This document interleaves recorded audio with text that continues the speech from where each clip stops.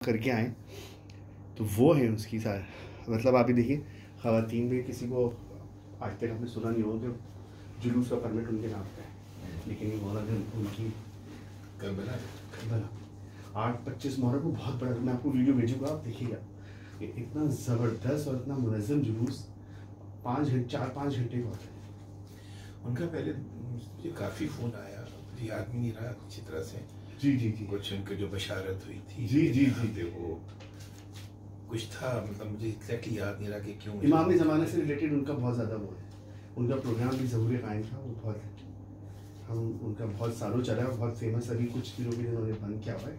السلام علیکم جی، ٹھیک ہے، پھر بہت شکریہ علی چاچو، تو جیسے ہی آپ کو ان کا کوئی میسج آتا ہے پھر آپ مجھے بتا دیجیے گا، انشاءاللہ I'm waiting for میسج، اور ان کا بھی رسپانس جیسے آتا ہے پھر انشاءاللہ، اور ابھی خیال رکھیے گا، اللہ حافظ، مولا بہترین بات کر سکوں۔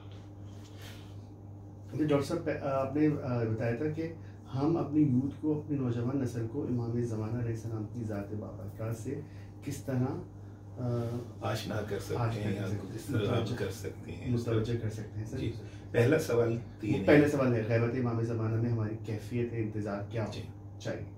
صحیح، اس پہ سوال کرتے ہیں بات کو، پھر ہم یہ تو ایڈٹ میں ہوتا رہے گا، ہم اگر کوئی اس سے غلطی بھی ہو تو کوئی ایڈٹ آپ کرتے ہیں؟ پھر ایڈٹ تو پورا ہو گئی، پورا پروگرام اس میں ساری ایڈیٹنگ ہوتی ہے، یہ ایسے ہی نہیں چلے گا سب۔ اچھا پلیز پورے لوگ۔ جی، السلام علیکم ڈاکٹر صاحب، امید ہے آپ خیریت سے ہوں گے۔ Sorry disturbing you. بھائی کو 2-3 دن سے فیور بھی ہو رہا تھا، وچ از سیٹنگ ڈاؤن ناؤ، لیکن ابھی اس وقت جو ہے ایشو یہ ہے کہ وین ایور ہی کافس، یوزلی چھوٹا موٹا کوئی کلاٹ نکلتا ہے، جس کی 1-2 پکس میں نے آپ کو بھجوائی بھی ہیں۔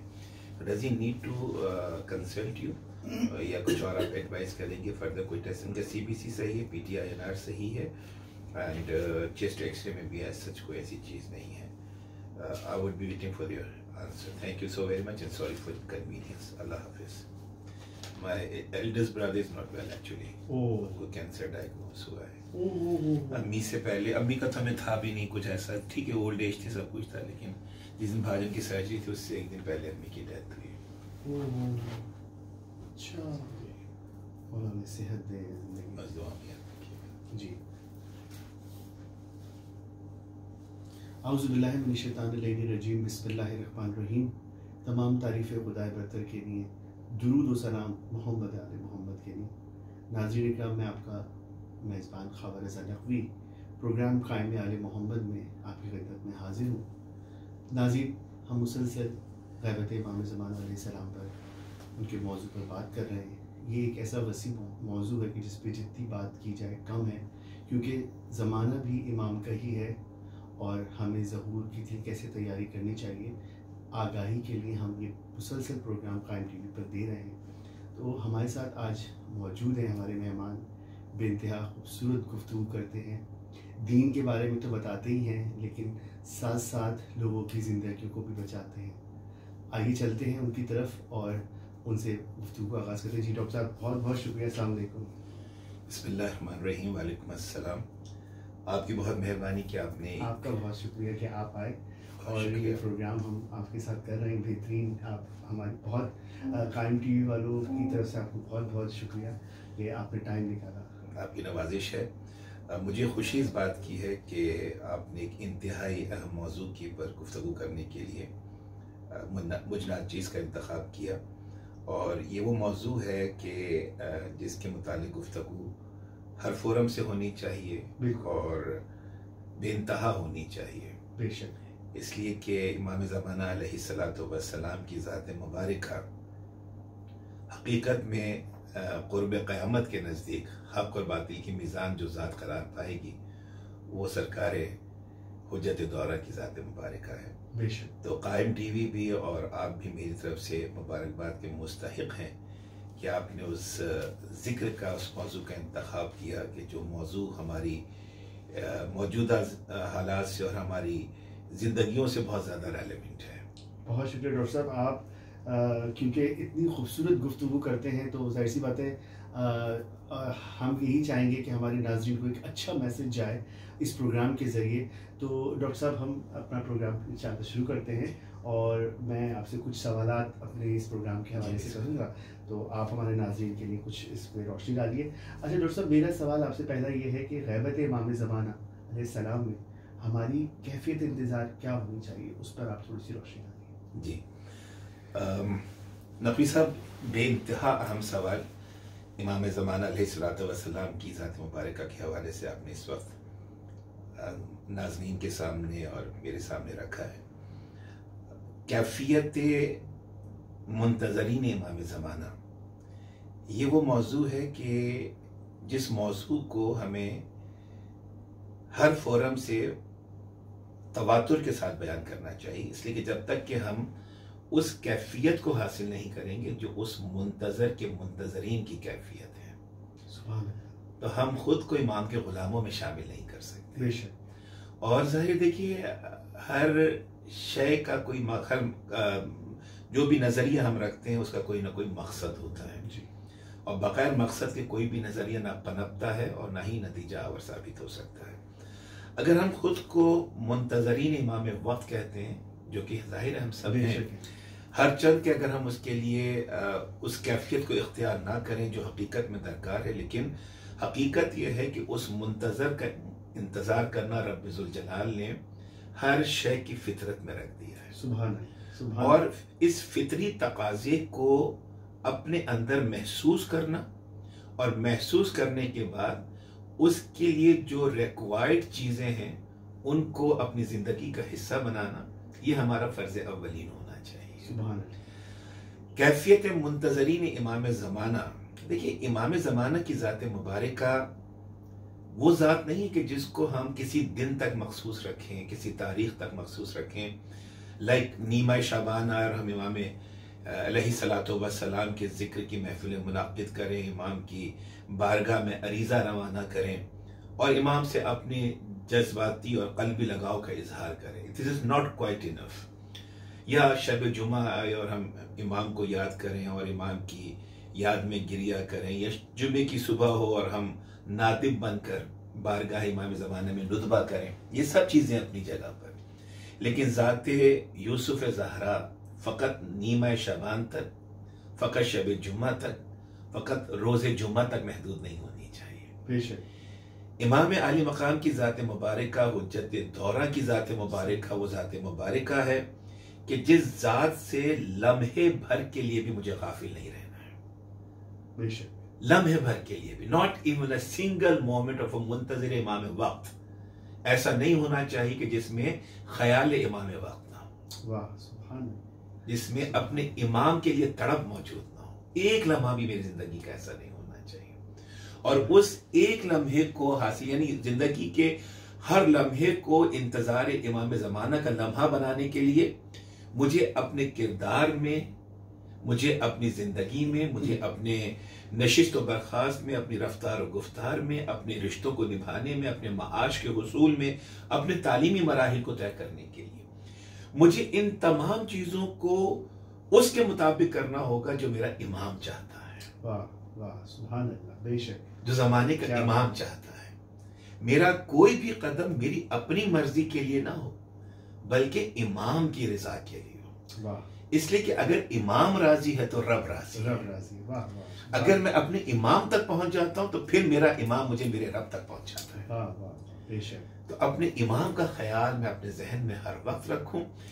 آپ جیسے آپ نے سوال دیا مجھے کہ کیفیت منتظرین امام وقت کیا ہونی چاہیے، تو علماء اور عرفاء جو بیان کرتے ہیں کہ امام زمانہ کا جو حقیقی منتظر ہے، اگر سمرائز کروں تو ایک جملہ یوں بنتا ہے کہ اس کی زندگی کا کوئی بھی لمحہ خیال امام وقت سے خالی نہیں ہونا چاہیے.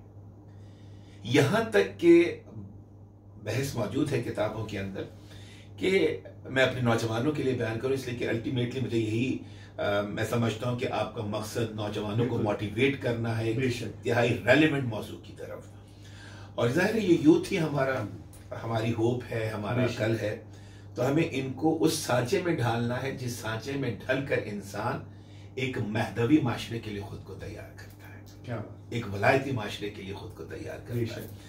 تو نقوی صاحب، جو کیفیت منتظرین امام وقت ہے وہ کیفیت یہ ہونی چاہیے کہ اگر کوئی آہٹ میری کانوں سے ٹکرائے تو میرا پہلا دھیان یہ ہونا چاہیے کہ میرے زمانے کا امام کا بلاوا آیا ہے. اگر کوئی میرے گھر کے دروازے کی کال بیل کو پریس کرتا ہے، دروازے کو نوک کرتا ہے، اگر میرے سیل فون کی گھنٹی بجتی ہے، تو پہلا خیال جو حقیقی منتظر امام وقت ہے، پہلا خیال اس کے ذہن میں یہ آنا چاہیے کہ میرے امام کا بلاوا آیا ہے، میرے امام نے ظہور فرمایا ہے. یہ دستک کسی پیغامبر کی ہے کہ تمہارا امام ظہور فرما چکا ہے. یہ آہٹ اس بات کی کہ میرا امام پشت کعبہ سے ٹیک لگا کے کھڑا ہوا ہے. یہ کیفیت منتظری امام وقت ہے.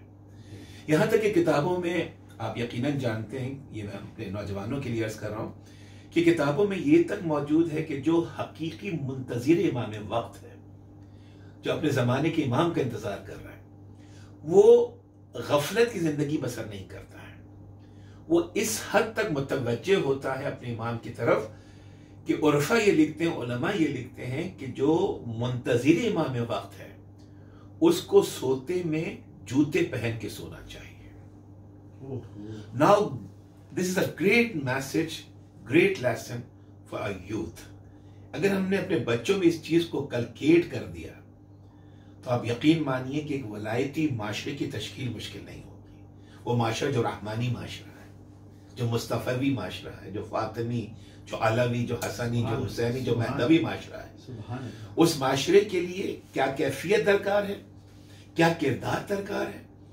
عرفا یہ لکھتے ہیں کہ جو حقیقی منتظر ہے وہ رات کو پاپوش پہن کر سوئے، جوتیاں پہن کے سوئے. اب دیکھیے یہ چیزیں سب سمبولک ہیں، علامتی ہیں چیزیں.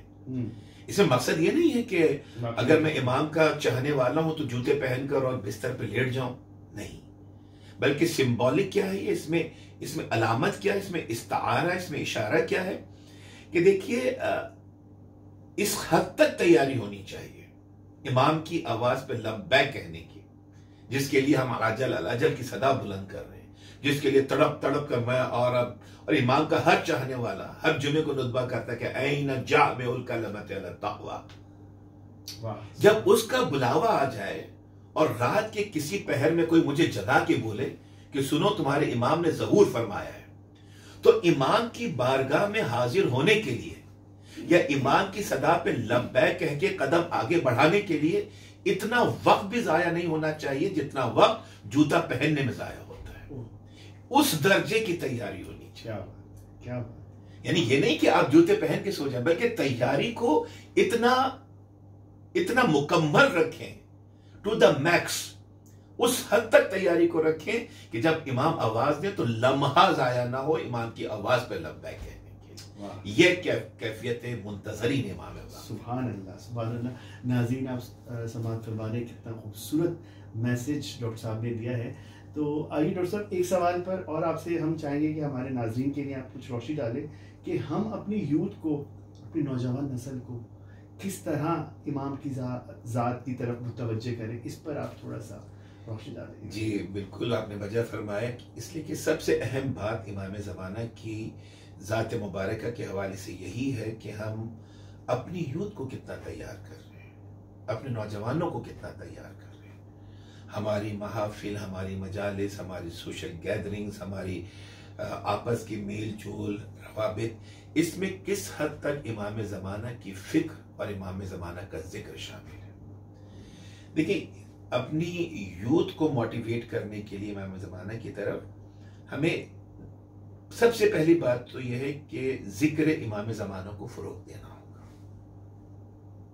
ہر مجلس میں، ہر محفل میں تقریر کرنے والا ہو، منقبت پڑھنے والا ہو یا کسی بھی ذمہ داری کو ادا کرنے والا ہو، اس کا کوئی نہ کوئی جملہ، اس کی تقریر، اس کی منقبت کا کوئی نہ کوئی حصہ ایسا ضرور ہونا چاہیے کہ جس میں ذکر امام زمانہ موجود ہو. سبحان.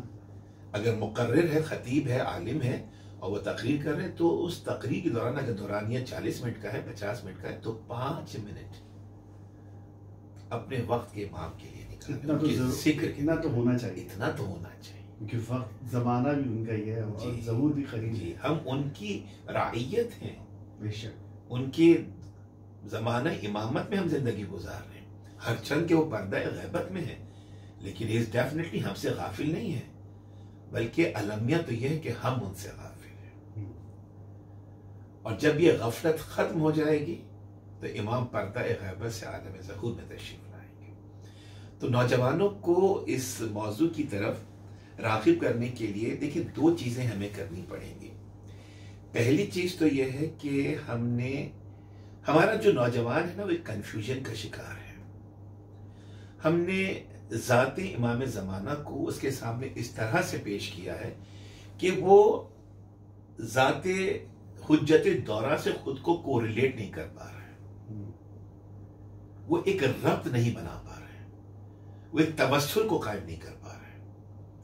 اس لیے کہ دیکھیں ہم نے جس طرح سے امام وقت کی ذات مبارکہ کو لوگوں کے سامنے، بچوں کے سامنے بیان کیا، تو بچے یہ سمجھتے ہیں کہ وہ حقیقت بھی یہی ہے کہ ظاہر وہ معصوم ہے، اور ہم خاکی آسی انسان، ہم ان کی معرفت کا حق ادا نہیں کر سکتے. لیکن معرفت کا حق ادا کرنے کا مطلب یہ نہیں ہے کہ ہم ان کی ذات کی جستجو کو نہیں حاصل کر سکتے. ہمیں ان کی ذات کی جستجو کو حاصل کرنا ہے. دیکھیں میں ایک روایت کو بیان کروں اگر آپ مجھے اجازت دیجیے. اور معروف روایت ہے کہ جب جناب یوسف علیہ السلام کو بیچا جا رہا تھا، مشہور روایت ہے. اب ظاہر وہ ایک روایات کے اختلافات ہیں کہ آپ بازار میں لایا گیا یا دربار مصر میں لایا گیا، لیکن حقیقت یہ ہے کہ جناب یوسف علیہ السلام کو بیچا گیا. اور روایت یہ بیان کرتی کہ جب جناب یوسف علیہ السلام کو بیچا جا رہا تو پورے شہر میں منادی ہو گئی تھی کہ حسن لاسانی رکھنے والے یوسف کو بیچا جا رہا ہے. تو اب جو اس شہر کے رہنے والے تھے، عمرہ تھے، رؤوسہ تھے، جو ایلیٹ کلاس تھی، مالدار لوگ تھے، وہ طلب جناب یوسف میں آگے بڑھے اور ظاہر قیمتی حسن لاسانی رکھتے تھے. جتنی چیز زیادہ حسین ہوگی اتنا ہی زیادہ اس کا دام لگے گی، اس کی قیمت ہوگی. That is a proven fact. تو اب رؤوسہ نکلے، عمرہ نکلے، وزراء نکلے، ایلیٹ کلاس نکلی، تو جتنا ان کے پاس تھا مال و زر لے کر، جواہر لے کر، پیسہ لے کر، اپنے ٹوٹل ایسٹس لے کے نکلے کہ ہم طلب جناب یوسف میں جا رہے ہیں. اب بچے سنیں، نوجوان سنیں اس بات کو بہت غور سے کہ طلب امام زمانہ کیا ہے. روایت کہتی ہے کہ جب طلب یوسف میں چلے، عمرہ، رؤوسہ، شہر کے متعمل لوگ جو مالدار لوگ تھے، تو انہی لوگوں میں ایک ضعیفہ، ایک بڑھیا بھی تیزی سے جا رہی تھی، جو کہ چرخہ کاٹتی تھی، دھاگا بناتی تھی اور اس سے اپنا گزر بسر کرتی تھی. That was her total asset. تو اب اس کے ہاتھ میں دھاگے کی اٹی ہے اور وہ تیزی سے بھاگتی چلی جا رہی ہے. اب ہر دور میں کریٹیسائز کرنے والے لوگ ہوتے. جب لوگوں نے، نوجوانوں نے، منچلوں نے اس ضعیفہ کو عمرہ اور رؤوسہ کے درمیان طلب جناب یوسف میں جاتے ہوئے دیکھا اور ہاتھ میں فقط دھاگے کی کٹی ہے، دوسری طرف جو لوگ جا رہے ہیں مال و زر لے کر، زر و جواہر لے کر جا رہے ہیں، تو کسی نے آگے بڑھ کر پوچھا نقوی صاحب کہ کہاں کا ارادہ ہے؟ کیا تم نہیں جانتے یوسف کو بیچا جا رہا ہے، اس کی طلب میں جا رہے ہیں، اس کو خریدنے کے لیے جا رہے ہیں. مسکرائے، ہنسے، اور کسی کے مسکرانے سے، تمسخر اڑانے سے مجھے اور آپ کو جو حق کے راستے میں پریشان نہیں ہونا چاہیے. مذاق اڑایا، تمسخر کیا. تو کیا سمجھتی ہے کہ جو عمرہ اور رؤوسہ جا رہے ہیں اور زر و جواہر لے کر، کیا ان کے مقابلے میں تو دھاگے کی اٹی سے یوسف کو خرید لے گی؟ اب کیا خوبصورت جواب اس نے دیا.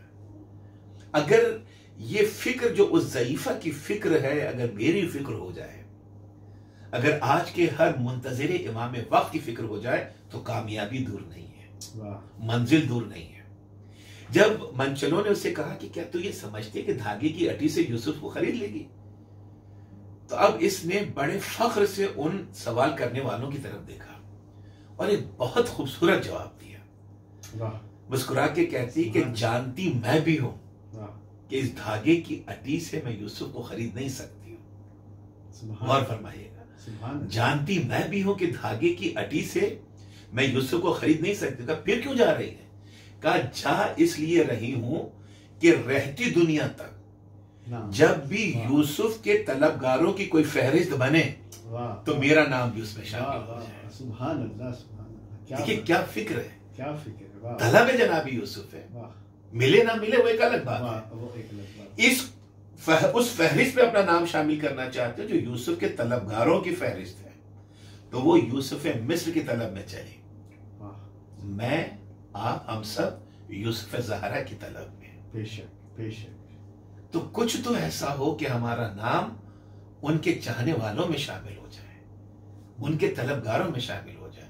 اور یہ کچھ ایسے نہیں ہو جائے گا, اس کے لیے مجھے اپنے کریکٹر کو ایلیویٹ کرنا ہوگا, اپنے کردار کو بڑھانا ہوگا.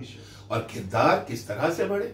علماء, عرفاء, مردان حق, صاحبان معرفت ہمیں وہ طریقے بتلا کے گئے ہیں, وہ اصول بتلا کے گئے ہیں جو ہمیں امام وقت سے نزدیک کرتے ہیں, جو ہمیں زمانے کے امام سے نزدیک کرتے ہیں. دیکھیے سب سے پہلی بات جو میں نے پہلے بھی عرض کیا کہ تڑپ دل میں ہونی چاہیے, راستہ خود بخود کھلتا چلا جاتا ہے. بے شک. آپ طلب میں آگے بڑھیں, خلوص نیت کے ساتھ آگے بڑھیں.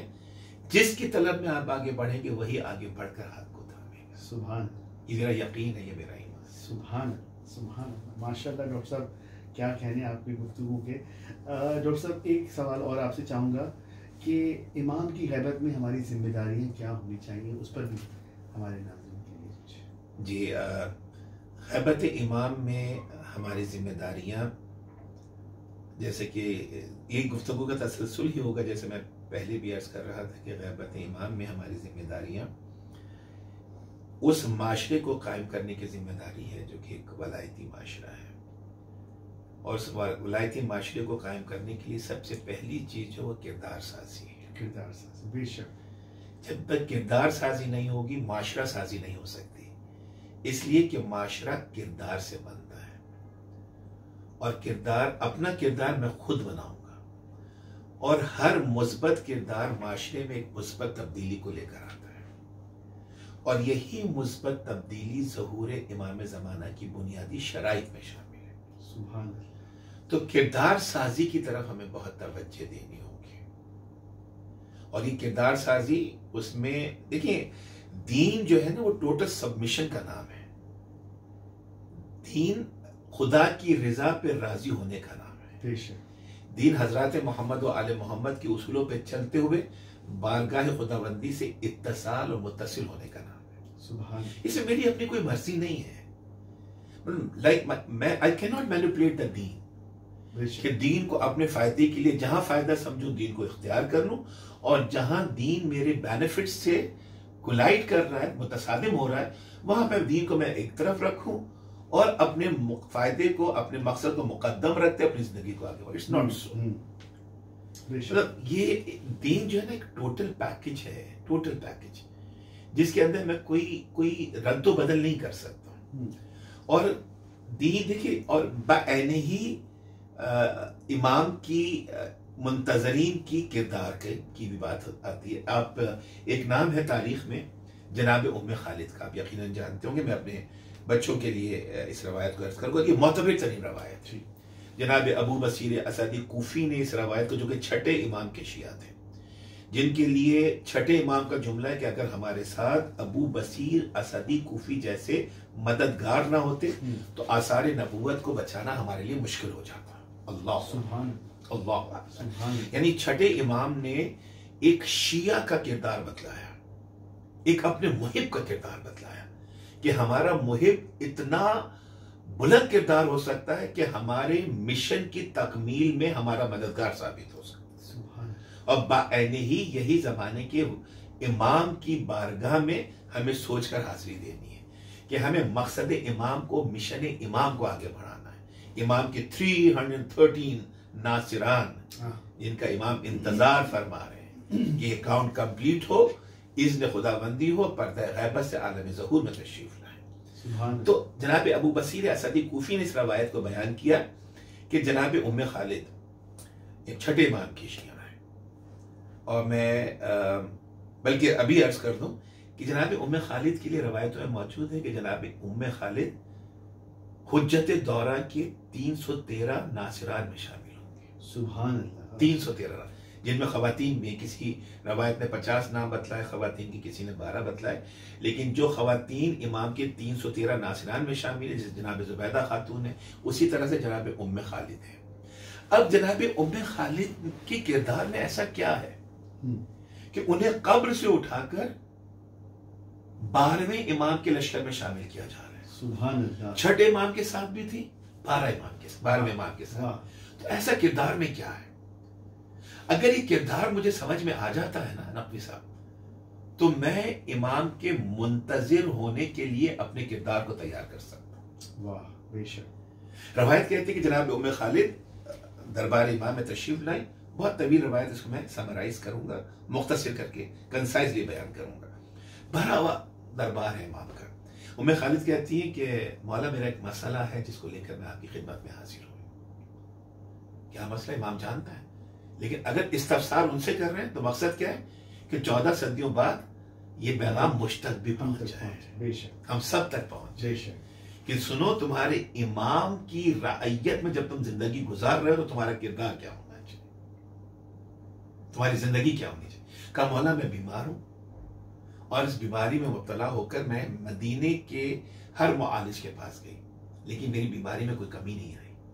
لیکن مولا حیرت کی بات یہ ہے کہ جس بیماری میں مبتلا ہوں، اس بیماری میں شہر مدینہ کی بہت سی عورتیں مبتلا ہیں، اور جن معالجین کے پاس میں گئی انہی معالجین کے پاس وہ عورتیں گئی، ان کو شفا ہو گئی، میری بیماری اپنی جگہ پہ برقرار ہے، مجھے افاقہ نہیں ہو رہا ہے، میری تکلیف میں کمی نہیں ہو رہی ہے۔ مطلب جب مجھے یہ پتا چلا کہ باقی خواتین کو شفا ہو گئی تو میں ان معالجوں کے پاس گئی، میں نے ان سے شکوہ کیا، میں نے ان سے پوچھا کہ ان کی بیماری ختم ہو گئی، مرض ایک ہے، معالج ایک ہے، تو پھر دوا سے مجھے فائدہ کیوں نہیں ہو رہا ہے؟ اب یہ دوبارہ ایک بہت بڑا پیغام ہے شیعان حیدر کرا، شیعان محمد و آل محمد کے لیے۔ اور دیکھیں یہ معصوم کا بھی جملہ ہے کہ لوگوں کو اپنی طرف اپنی زبانوں سے نہیں اپنے کردار سے بلائیے۔ واہ بے شک۔ آپ خاموش کھڑے ہوں لیکن دیکھنے والا بتا دے کہ کس کا چاہنے والا ہے، کس کا ماننے والا ہے۔ کیا اس نہج پہ کریکٹر ہونا چاہیے، سبحان، اس نہج پہ کردار ہونا چاہیے بے شک، کہ نشست برخاست، چلنے پھرنے اٹھنے بیٹھنے کو دیکھ کر لوگ بتلائیں کہ یہ کس کا غلام جا رہا ہے، یہ کس کی کنیز ہے جو ابھی یہاں سے گزری۔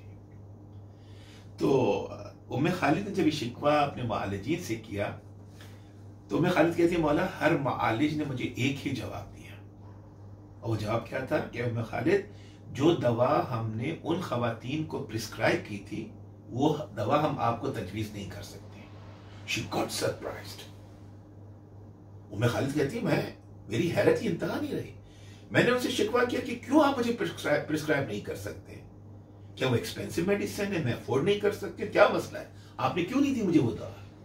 اب دیکھیے گا وہ معالجین کہتے ہیں کہ نہیں بات پیسے کی نہیں ہے، بات ساری یہ کہ ہم جانتے ہیں کہ آپ کس کی چاہنے والی ہیں، واہ واہ، ہم جانتے ہیں کہ آپ کس کی ماننے والی ہیں، سبحان، ہم جانتے ہیں کہ آپ کس کی بارگاہ سے وابستہ ہیں۔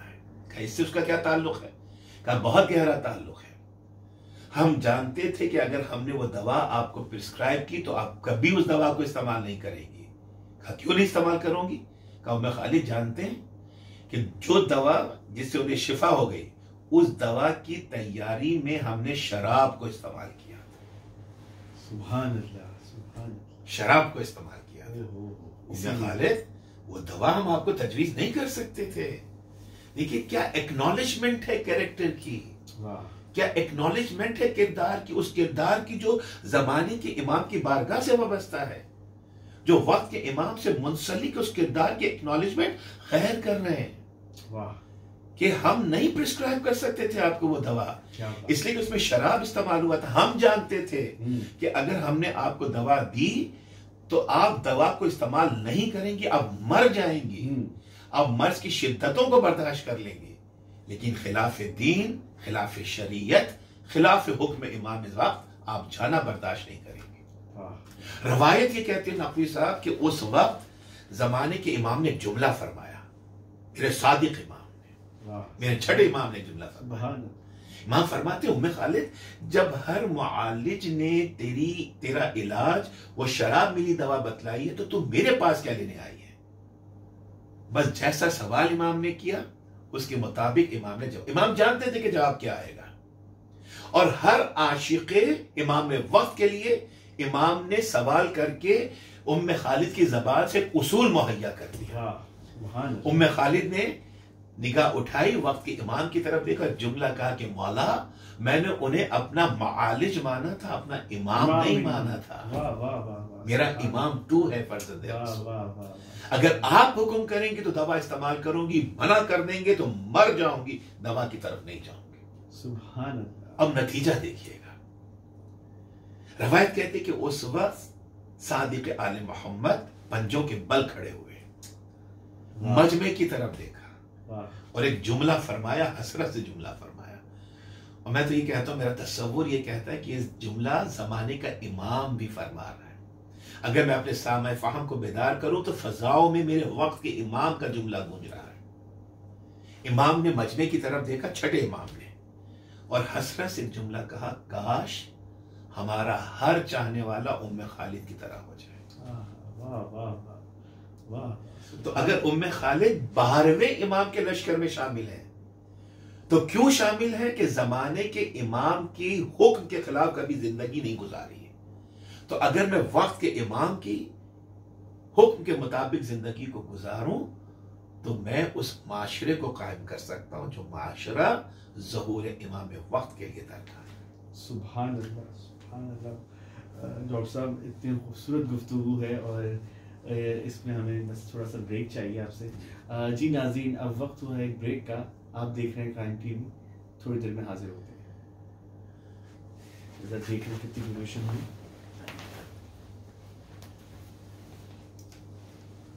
لمبا ہو گیا 32 منٹ، صحیح ہے، بالکل صحیح ہے، بہترین ہے۔ ابھی ہمارے 3 سوال ہو جائیں گے، بہترین ہے۔ واہ واہ ڈاکٹر صاحب، اتنی خوبصورت گفتگو چل رہی ہے، کیا بات ہے۔ اچھا میں فریم بھی ایک دفعہ چیک کر لوں کہ ہمارا فریم کیسا